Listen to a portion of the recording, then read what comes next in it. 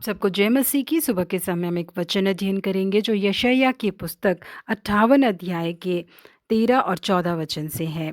यदि तू विश्राम दिन को अशुद्ध ना करे, अर्थात मेरे उस पवित्र दिन में अपनी इच्छा पूरी करने का यत्न ना करे और विश्राम दिन को आनंद का दिन और यहोवा का पवित्र किया हुआ दिन समझकर माने, यदि तू उसका सम्मान करके उस दिन अपने मार्ग पर ना चले, अपनी इच्छा पूरी ना करे और अपनी ही बातें ना बोले, तो तू यहोवा के कारण सुखी होगा और मैं तुझे देश के ऊंचे स्थानों पर चलने दूंगा। मैं तेरे मूल पुरुष याकूब के भाग की उपाज में से तुझे खिलाऊंगा, क्योंकि यहोवा ही के मुख से यह वचन निकला है। ब्रिटिश नाम के पारंपरिक मसीह लोग उत्तरी अमेरिका में रहते हैं। ये सब लोग एक ही जगह में एकत्रित होकर आराधना करते हैं, जिसके लिए ये सब अलग अलग जगह से घोड़ा गाड़ी में आकर पहुंचते हैं। वहाँ की स्त्री और पुरुष को अपने हिसाब से कपड़े पहनने की आज़ादी नहीं है। बहुत ही सख्त तरीके का ड्रेस कोड उन लोगों को दिया गया है। नए ज़माने के कपड़े और सजने धजने की चीज़ों का उनके जीवन में कोई जगह ही नहीं है। इस अमीश लोगों की आराधना 3 घंटे तक चलती है। भले ही वो लोग अमेरिका में रहते हैं, लेकिन वो लोग आराधना जर्मन की भाषा में ही करते हैं।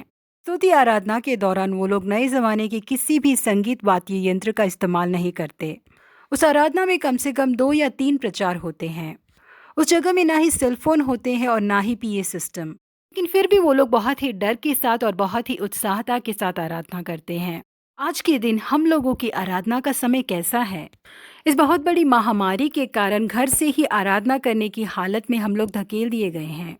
लेकिन उस समय जब हम एकत्रित होकर आराधना करते हैं, अपने घर में ही हम परमेश्वर की उपस्थिति को महसूस कर सकते हैं।